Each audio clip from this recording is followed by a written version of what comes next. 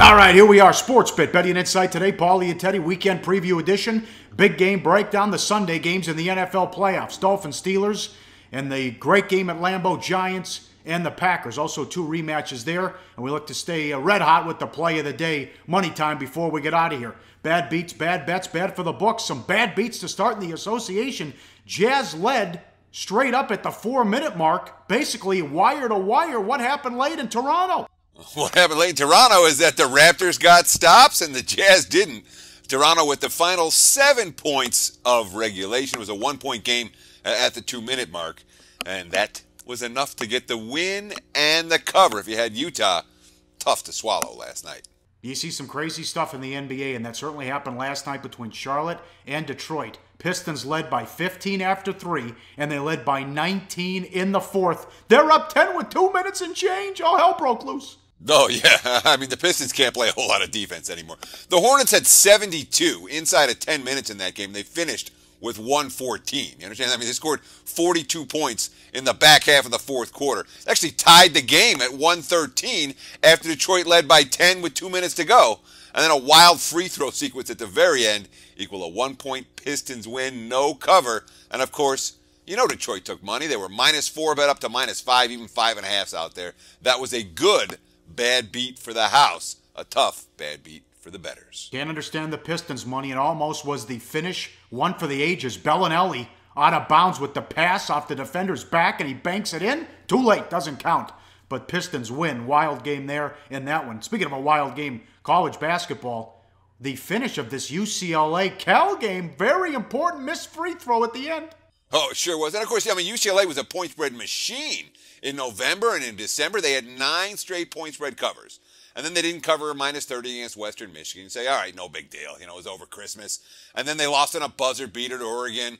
Didn't cover, no big deal. Then they didn't cover. They were -21 on the road at Oregon State. You're like, all right, they won by 13. It wasn't a sweat. You know, none of that made them a bet against in any way. And, of course, Cal took money last night. They were +11 down to +10.5. You know, the Bears trailed by 20 at halftime. They trailed by 21 with 10 minutes left. They trailed by 22 with 6 minutes left. And then you know how it goes, man. The Bears got hot. The Bruins got cold. Next thing you know, it's a 5-point game with less than a minute left. Cal didn't score another point. UCLA hit 2 free throws, and they hit 2 more. TJ Leaf hit the first, and he missed the second. Bruins win by 10, laying 10.5. Ouch. That was a tough beat. I'm telling you, this UCLA, they run a great offense. Toughness still a question mark. Ivan Rabb, 20 rebounds, and Cal +11 on the boards. That was a big part of the comeback. Now, I hope they make the Final Four. Jimmy Vaccaro said they're great for business. They're fun to watch. Getting a little lazy in some of these games. You have the sound on in that game? Did you hear the groan when he missed the free throw? Oh, man, the place went nuts. Gotta have the sound on. Gotta have the sound on when Bill Walton's doing a game. He's unbelievable. It's hard for me to listen. Did you hear the groan, though, with the missed free throw? It's very hard for me to listen to Bill Walton on any reasonable... come on. He's the best. You're a Walton fan? I love Walton. The that makes one of stories us. and the great chemistry with Pash. Snoop Dogg was at the game. Oh, terrific. Bad bets. Hockey, yes. Columbus trying to tie the record set by the Penguins, looking for 17 straight wins. Didn't happen. Blanked in Washington, lost 5-0. And only the second time during this entire streak they were underdogs. Only once with that streak were they laying more than $1.70. Yeah, this whole streak for the Blue Jackets, they've been like -120, -140, -160. They've been short favorites the whole way. It's amazing they can play 17 games. Now that Columbus came into the season and they were like the team everyone's talking about. 17 games, this is only the second time that they were underdogs. First time they won. Couldn't do it twice. Yes, and USA, World Junior, I don't think you can bet on this, but the World Junior Hockey Championships gold medal game, we are back. USA beats Canada in a shootout in Montreal. Great performance there and a hell of a game that most people didn't want to end. Bad for the books. We talked about this yesterday, Teddy. This total was too low. People agreed. OKC Houston bet up from 224 to 227. Yeah, I mean, there was 71 in the first. You know, the books were in trouble right from the get-go in this one. And, I mean, the last couple of minutes, the scoring slowed down when it was tied at 116 and no one was scoring. But big move up and over on the total, and that over, never in doubt. Bad result for the house. Also, the Hawks game. Hawks get the win in New Orleans. Yeah, I mean, Atlanta bet +3 down to +2. The Pelicans hit 15 threes They only hit 19 twos, though. Hawks completely shut down Anthony Davis for most of the game. At one point in the second half, Davis had like 4 points. Hung on for the win late. Bad result for the books. What'd you think of the trade? The Cavs get Kyle Korver, who is 47% from 3 when he's wide open. What a weapon this guy's going to be for Cleveland. I'm actually surprised Atlanta gave him away. I mean, giving away is not the right term, but I'm surprised if the Hawks let him go. That's pretty much... Korver fits such a unique niche for them that to let him go at this stage of the campaign is almost, in a sense, throwing in the towel. Sure. When they told him, he started to cry. All right, we'd like to have a little more interaction here. Participate with the views. Tweet us. We'll get to everything you want to throw at us. We love going back and forth with everybody, and what you see is what you get. We're friendly guys. I'll have a beer with you anytime. Teddy, we'll take it away. Yeah, it's rant time. We haven't ranted in a while. And one thing we wanted to do, and I saved this for Friday's show, which has the highest viewership, we wanted to make sure. 2017 goal is to interact more. Viewer engagement. We're going to do a Twitter Periscope next week. Stay tuned for details on that. We'll bring up details probably on Monday's show. But Paulie and I making a commitment to make this show more interactive. It's not about us reading news. It's not about us reading opinions. It's about engaging you guys. Shoot us questions. Give us topics. Say something in the comments section. You make a comment to me on Twitter. I'm going to do a much better job of responding. Paulie's been real good with it the whole way.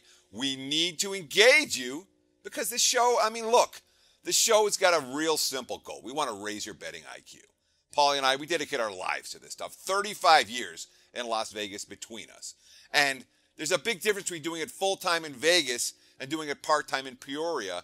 We want to help you with that. The goal of this show, look, Paulie and I, we're going to want to be your wingman. You know, we're your wingman. Let's have fun. And while we're doing it, let's lose a little bit less. Let's win a little bit more. Any pro will tell you there's a huge difference between 48% winners and 50, 50 and 52, 52 and 54, 54 and 56. The goal of Sportsbet from day one has been about giving you little edges over time. And little edges over time add up. And if you can go from 48 to 50 or 50 to 52 or 52 to 54 or 54 to 56, we're doing our job. So thanks for watching. Second, watch more. Tell your friends. And again, this is not about sales. God, I know I've been a tout. I know I'm a tout. I'm not selling picks. I'm not promoting any brand. I'm not holding back any info so you'll call my 900 line. God, I had to work the phones over Christmas. I'm no freaking sales guy. I'm the worst, Paulie. I give everything away.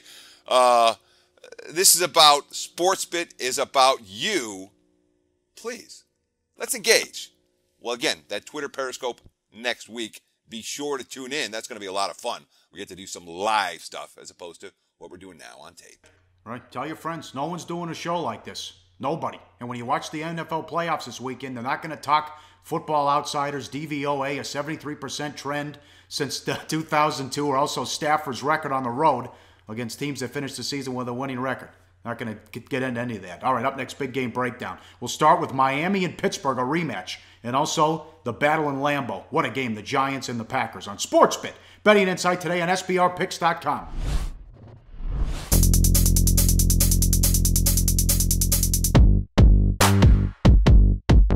That's right, the 8th annual SBR Forum Bash will be held at the breathtaking all-inclusive Hard Rock Hotel in Punta Cana on Super Bowl weekend.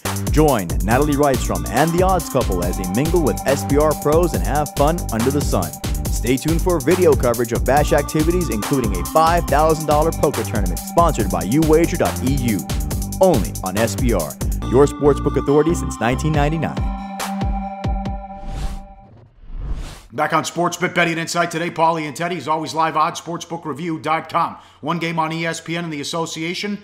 Knicks and the Bucks, home and home. Milwaukee at home now. This one, no line. Porzingis questionable. Teddy's line is Milwaukee 5. We've been telling you about the Greek Freak. No bandwagon here. We love the kid, Teddy. Yeah, we've been talking about him a long time before the bandwagon started loading up. And, of course, the latest, nailing a jumper at the buzzer to beat the Knicks. And if ever a picture is worth 1,000 words, this is it. So take a close look. Note the perfect form from a guy that can raise up and get a shot over just about anybody. And then ask yourself, exactly what is Derrick Rose looking at with the game on the line? No, take another look at it. Here's another pick. We're not kidding you. Here's a different look. What on earth is Derrick Rose looking at right here? Lance Thomas at least trying to contest the shot. The others are fighting for rebounding position. Rose, game on the line, has drifted off into space, Pauly. And that obviously a concern for any Knick fan. Horrible defense. He's just dribbling, and no one came over and helped. Greek Freak had 27 and 13. Melo tried to match him with 30 and 11. What did Rose contribute? We touched on this yesterday. Not much. 7 of 18. More turnovers than assists. Stop shooting the ball. Give it to Melo. They led by 14 entering the fourth and melted down again. 6 straight losses. Hornacek's got to be concerned. Yeah, I mean, you read the Hornacek quote. You can't get panicked. If we were in a division where now all of a sudden you lost 6 in a row and you're 8 games out of the playoffs, maybe guys are dropping their heads. But in the East, I think it's going to be like this all year. There's a lot of teams like us. Washington went through some struggles early. I think Orlando had a stretch where they lost a bunch in a row. So it's going to happen. We just can't quit fighting and quit playing. And KP back with us, healthy, of course, Porzingis, which is why there's no line as of now for tonight's game. I expect that line to come up shortly. And again, there's going to be a stretch during the season when we win 6 in a row. That's the end of Hornacek's quote. I'll put it to you this way. Knicks aren't going to win 6 in a row anytime soon. And while my power rating number for the game, Pauly, is at 5, I think it comes a little bit shorter than that. Porzingis likely to be back tonight. And, of course, the Knicks in that short turnaround revenge. Like I said, I think if Milwaukee comes 5, we will see Knicks money from the get-go. All right, very good there. To the NFL, live odds, sportsbookreview.com, the early game Sunday. Miami at Pittsburgh, Steelers 10, 46 the total. Rematch, week 6, the Dolphins won 30-15. Ajayi had 200 yards rushing. It's 10-6 against 11-5. Miami went 10-6. They were outscored by 17 points. Come on. It's Roethlisberger's 18th career playoff start. 2 rings, and he's 11-6. It's Matt Moore's first career playoff start. Steelers have won 7 in a row. They're on fire. And it's the first time they get the big 3 together. Remember, Bell's been banged up when they made the playoffs in his career. Well, I mean, in the playoffs, they haven't been healthy together. But they certainly were. I don't know if Roethlisberger was healthy against Miami. He was beat up in that game. He passed for only 189 yards. He got sacked twice. Antonio Brown had just 4 receptions for 39 yards. Le'Veon Bell only 53 yards on the ground in that ball game.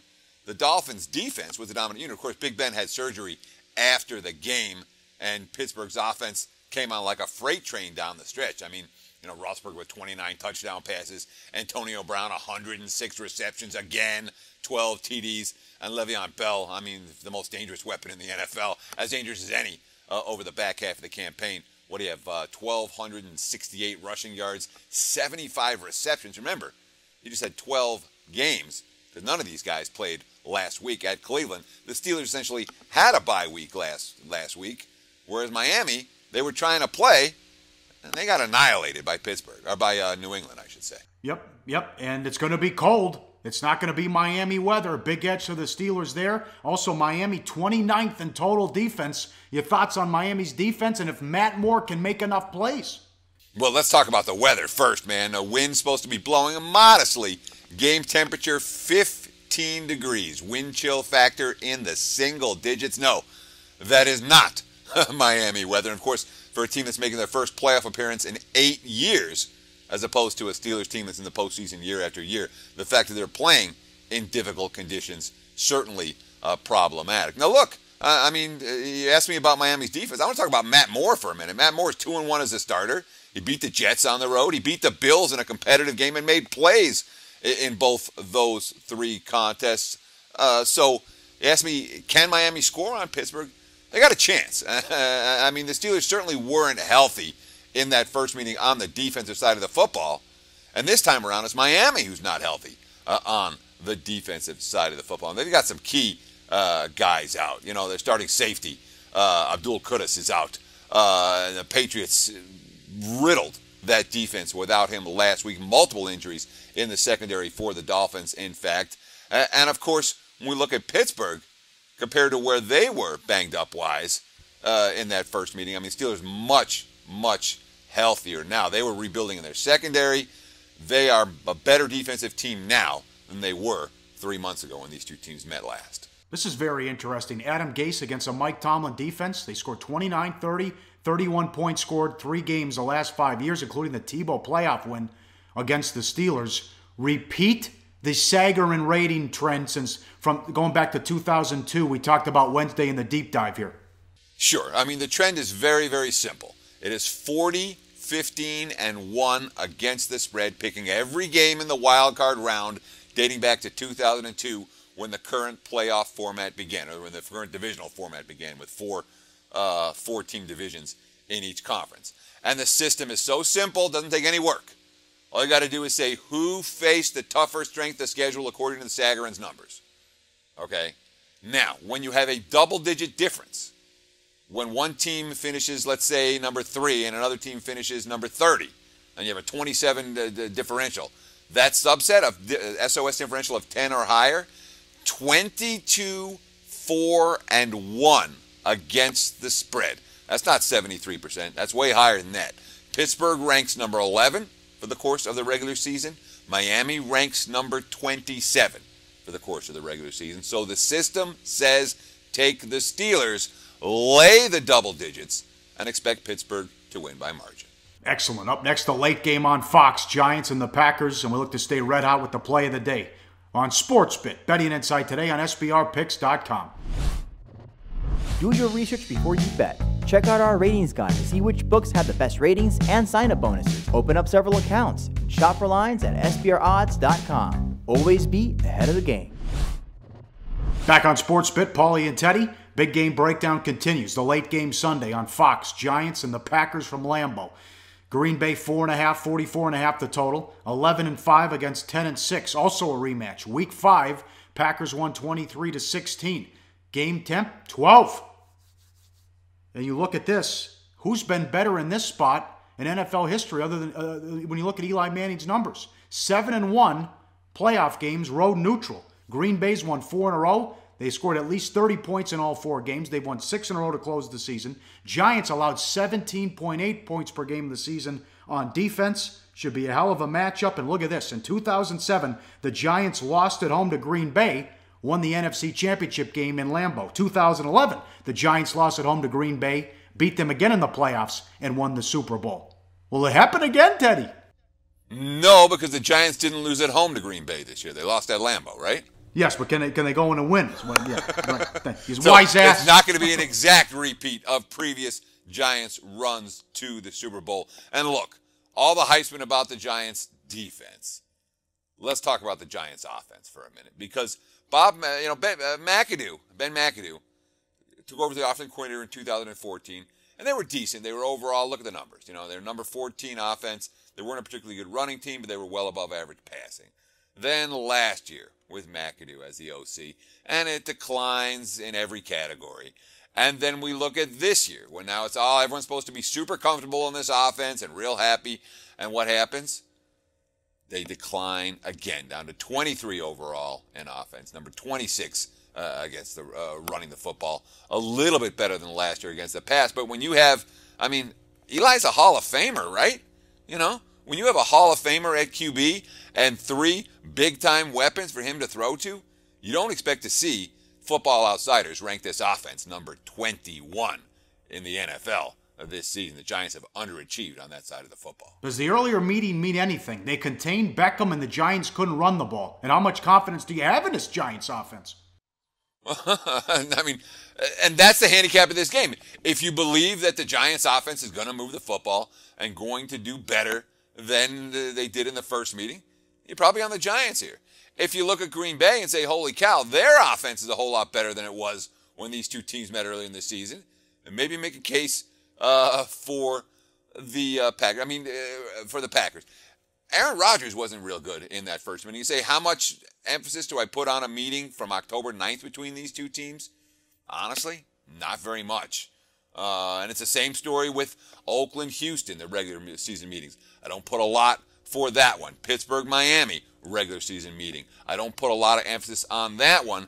We talk about it because there's some interesting talking points, and you can see the progression of what happened then and what we expect to happen now, but in terms of using the first matchup from games played months ago and saying, oh, that's going to happen again. No, it'll happen different. It'll very happen different. Of course, Eli really struggled in that first meeting between these two teams. OBJ was pretty much neutralized in that contest, and the Giants couldn't run the football at all, where they have 43 rushing yards in that first contest. Yes, Giants, with the help of Spagnuolo's defense, closed 9-2 straight up. Packers closed 5-1 ATS and 6-0 straight up, as I mentioned earlier.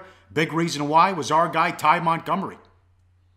Yeah, he sure was. But it wasn't only Montgomery for Green Bay. And when you talk about the guys that made a real difference down the stretch, Jordy Nelson, who wasn't the same receiver over the first half of the season as he had been. But with that combination, with Montgomery switching from wide out to running back and all of a sudden making a bunch of plays, and with Nelson finally getting comfortable in his new role with Green Bay, all of a sudden that offense really started blowing up. But, it's Aaron Rodgers. Look, Aaron Rodgers has 18 touchdown passes and 0 picks in his last 7. Green Bay as a team has no turnovers in their last 4 games. They have eliminated mistakes for the better part of the last 6 weeks.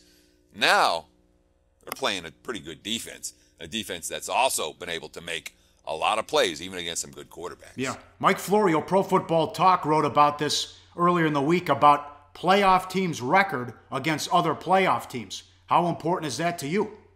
Modestly. Again, it's when you're trying to build a case, or when I'm trying to build a case, I'm looking for as much information and stats as I can find. So, yeah, who beat who and who played who is absolutely a factor. Strength of schedule is absolutely a factor.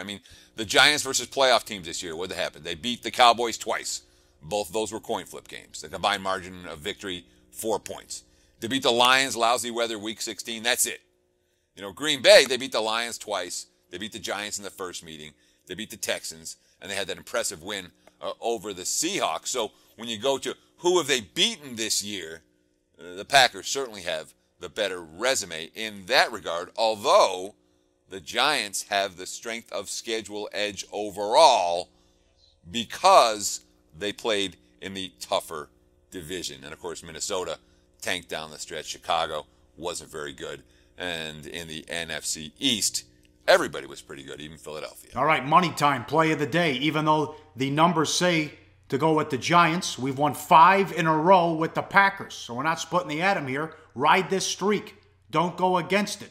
46-24 on the football season. On Thursday's show, we gave out Detroit, Seattle over Saturday night. Let's go betting number 108, Green Bay, -4.5 to get it done. Let's make it 6 in a row with the Packers to win and cover and get the money. All right with you? Yeah, sure. Though it hasn't been 6 in a row, they did lose. They had the one game at Chicago where they led by 17. No, that's us, half. Personally. Oh, yeah. That's us on the show. Yeah.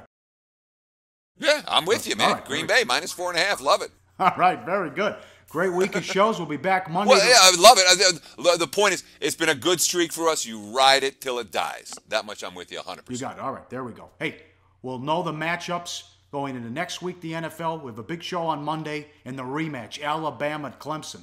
Huge show coming up to go over what the championship game from Tampa and recap everything in the NFL. Have a good one out there. We'll talk to you Monday on SportsBit. Betting Insight today on SBRPicks.com.